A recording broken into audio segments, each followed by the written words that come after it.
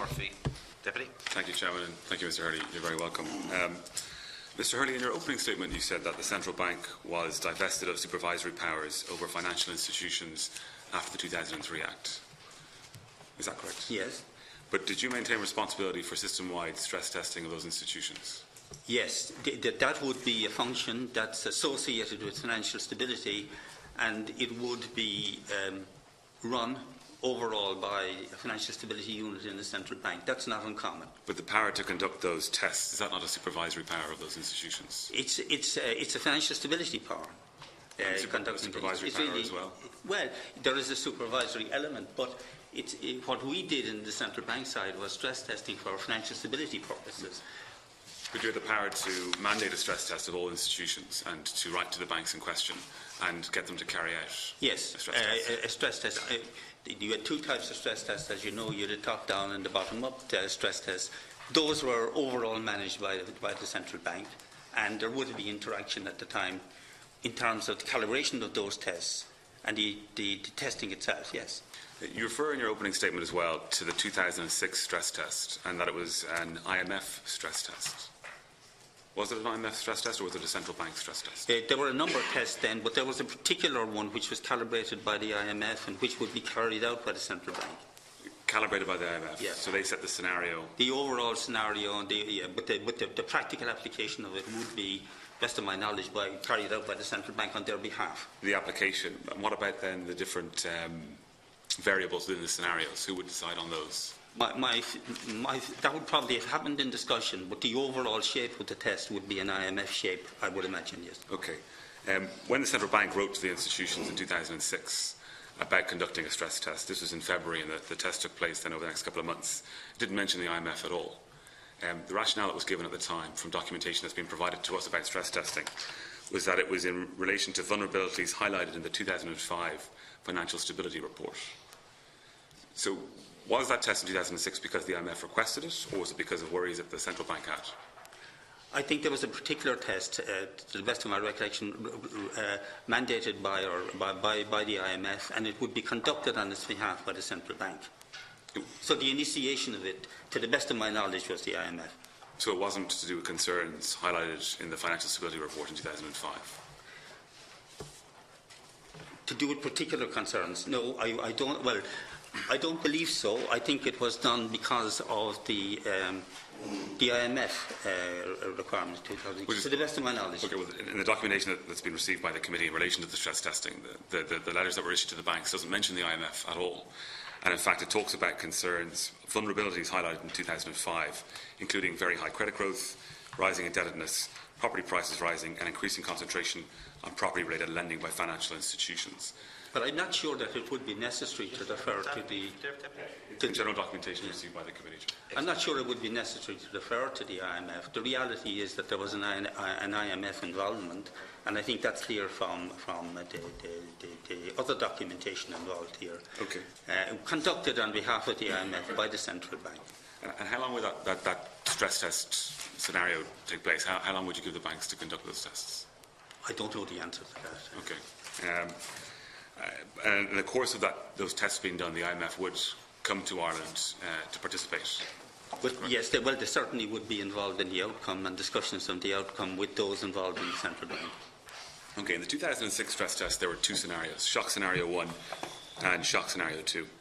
Shock scenario 1 was the extreme scenario, and it included a decline in house prices of 40%. Why was that?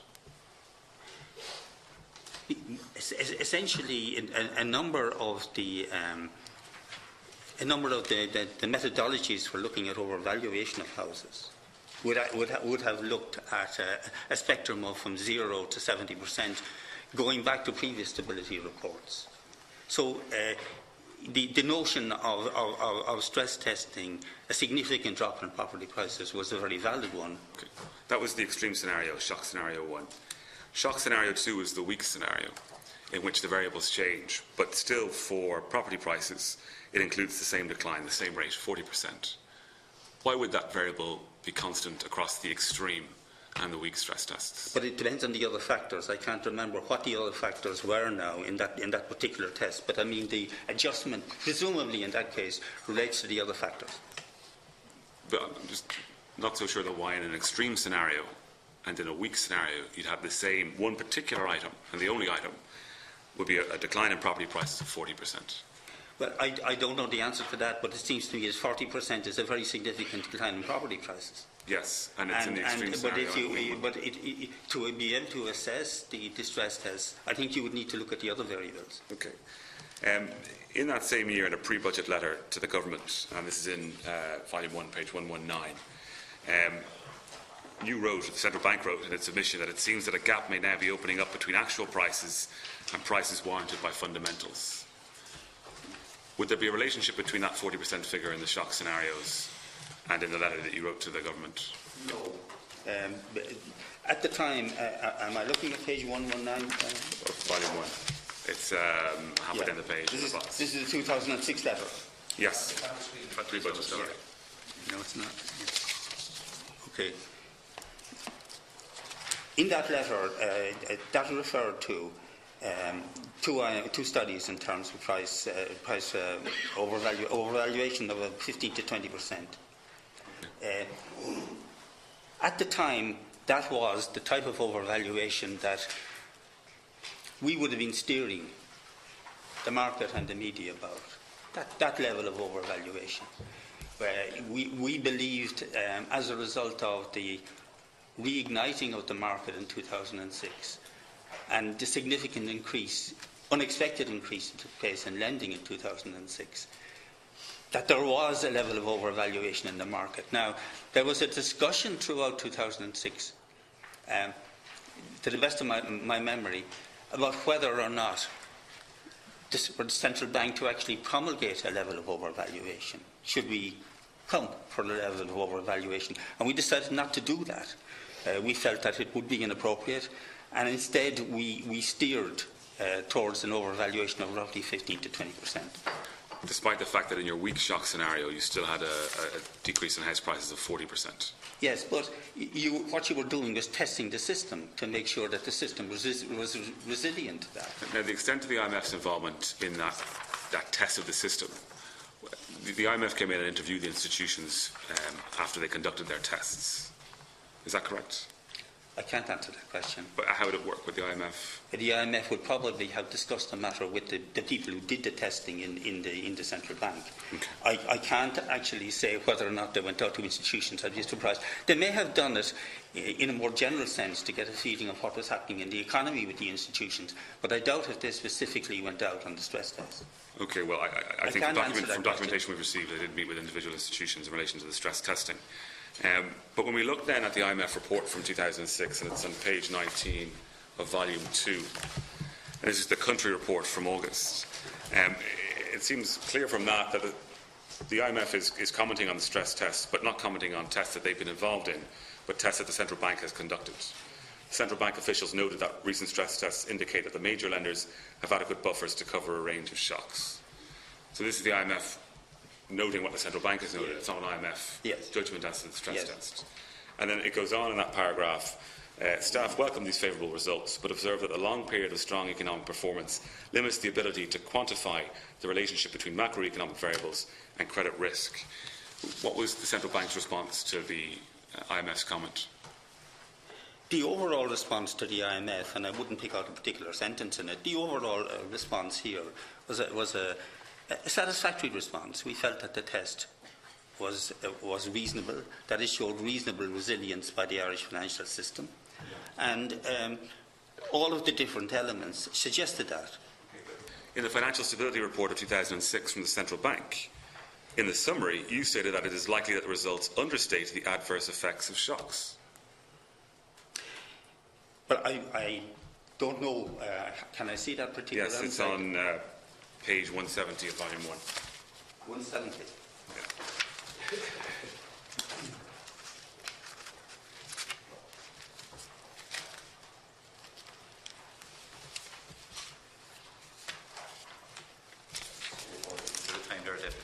Thank you, Chair.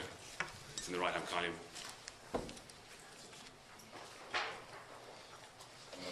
Oh yes, but that's a general comment on stress testing as a methodology, and it's the linkage between first and second round effects. I mean, that's a valid comment, but it does mean that stress testing methodology is imperfect. It certainly has been developing over the years and wasn't fully developed at this time, and still the ability to take in second-round effects greatly limited, I think. Yeah, I think that's the final point that you make in the section on stress testing, having conducted a serious stress test in 2006. The final point that you choose to make is that there's likely an understatement of the adverse effects of shocks. Well, you can come to that conclusion on the basis that there isn't a tried and tested method of calibrating second-round effects. It's the non-linearities that give rise to the problems within the stress test. That is a difficulty with all stress tests. Okay. Were the scenarios employed by the central bank credible? They were the state-of-the-art scenarios at the time. We were using the methodologies worldwide. They were under development, continued to be developed, but they were the methodologies at the time. Were they of any value then in understanding and mitigating against the risks inherent in the bank's operations? Well, they were, because you were trying to test the systems against a particular level of shock.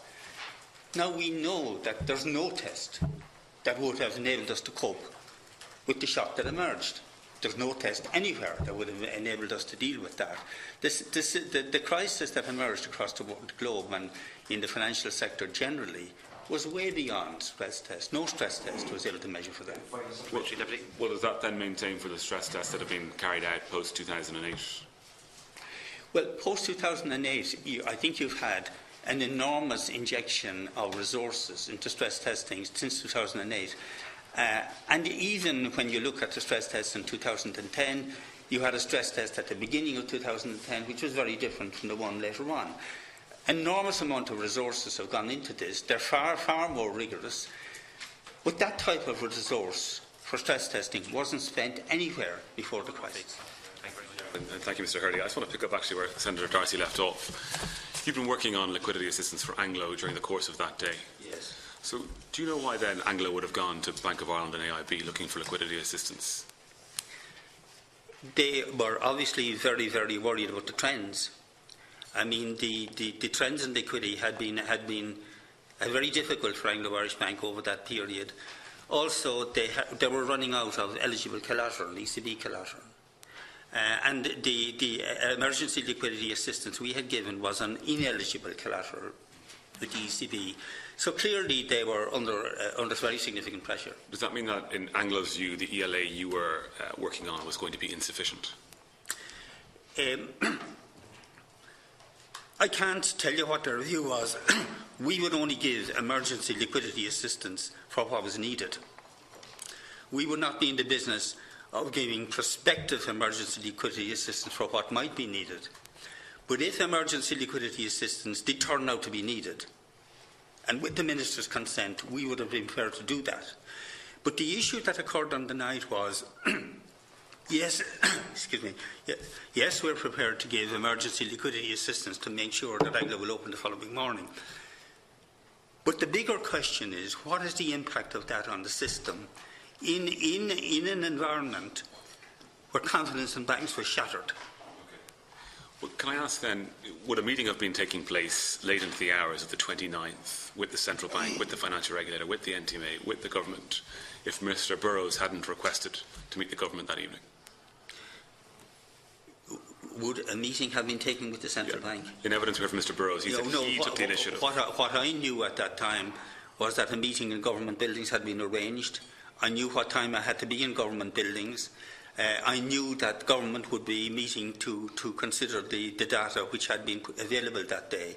So I knew that imminent decisions would be made. And in that context, I also knew that the emergency liquidity assistance for Anglo-Irish Bank would be dealt with. Okay, and you were working on that ELA prior to asking Anglo-Irish Bank AIB and BOI that evening to try and provide 10 billion.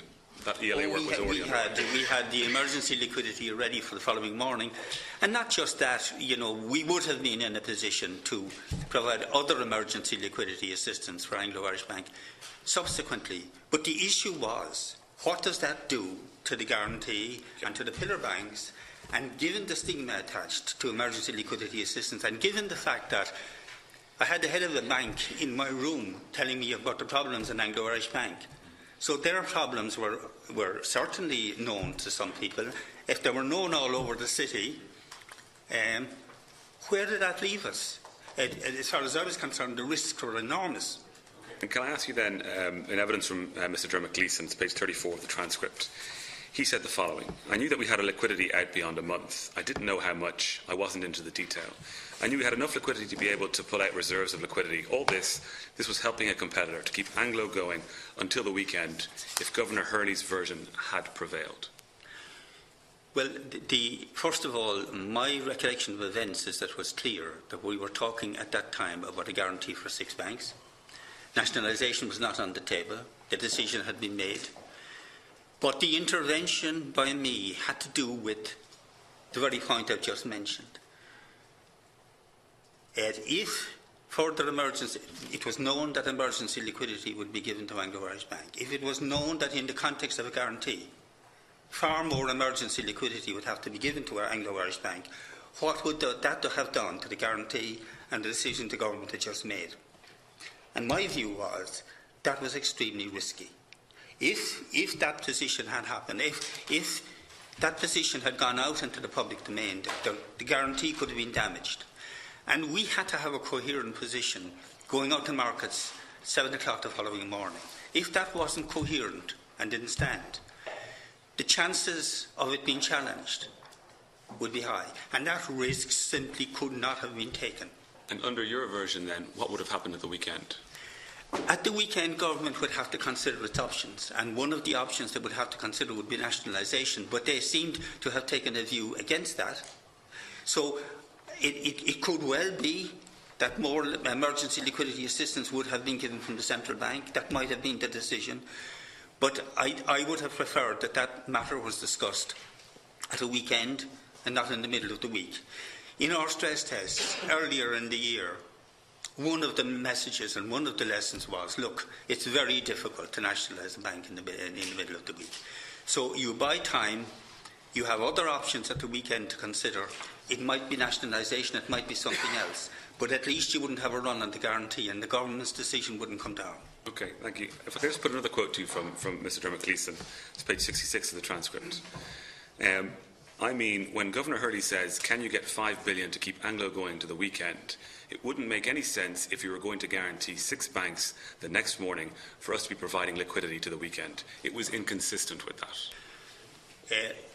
I thought the decision that the Taoiseach announced was clear. Now, I do accept that there was moving in and out of the room, so I can't actually say who was in the room at the particular time. But in my view, the decision, the Taoiseach's decision, the Taoiseach's announcement of the decision was very clear. So I don't understand. Mr. Gleeson's point that asking AIB for funding and guaranteeing the 6 banks is inconsistent, the two actions. But I thought it was very clear. I thought my position was that we wanted to protect the guarantee. That if, in fact, you have to extend more emergency liquidity assistance to Anglo-Irish Bank, when already the situation of Anglo-Irish Bank was out in the marketplace, that could damage the guarantee for the 2 pillar banks. And in that situation, the government would have made a decision to guarantee the entire financial system, and you would be endangering the guarantee. I saw no sense in that, and I said so. Okay, thank you. I want to just then move to your opening statement on page 8. You were talking about arrangements having been put in place to ensure that information on liquidity positions in each of the banks was readily available and circulated to the domestic standing group. So did you have that information, that up-to-date information, on the evening of the 29th of September? Yes, we had up-to-date information on the liquidity position of the banks. We had total flows for the previous period since Lehman's, both in relation to ECB funding and outflows. And that day, we had a picture of exactly what happened that day. Because I said in my earlier evidence that it looked very much at the weekend, and we had meetings all over the weekend, it looked very much at the weekend as if there might be enough liquidity for the banks for the week. That changed on Monday. Thank you. Who was collating that information? That was being collated in the central bank and the regulatory system. There was an arrangement in place, daily arrangement in place to collect that information, and it was passed to the Department of Finance. And in hindsight, are you satisfied that the information provided was both accurate and sufficient to making the decision that was made? Absolutely. I mean, This question came up earlier in discussions, and because of the size of our banking system, we had a very good handle on what the liquidity position was in each of the banks. That system was built up over the previous year and intensified. And in my view, we had a far better handle on the liquidity position in our banks than some of the other countries had about their banks. And when we come to post-Lehman's in September 2008, is the domestic standing group still the primary vehicle for dealing with the crisis? No, if that was in operation on the night of the guarantee? Post-Lehman's, when I came back to the bank, I came in briefly on the 17th, but the main day was the 18th. When I came into the bank, really this had been elevated to more senior levels, and it was the heads of the institutions, together with ministers that were very deeply involved in this. Well, that would have involved all the support staff that had been involved in the domestic standing group as well. You participated on the domestic standing group? No, the domestic standing group was usually at deputy level. I would have attended one meeting of the standing group. It might have been the inaugural meeting. But other than that, the domestic standing group would be held at a level, 1 or 2 levels below. Well, if we go back to March of 2008 and work that the DSG was doing, would you have been familiar with the scoping paper that was being prepared at the time in relation to possible guarantee scenarios? I believe I was. I believe that I would have been briefed on the outcome. I referred to it earlier when I said earlier in the year the question of a broad guarantee was discussed in the context of the domestic standing group, and I think there was an adjustment made, which was, look, a broad guarantee might have to be considered in this systemic situation. And what action was taken on foot of that? Action taken on foot of that. Yeah, these were options that were being considered.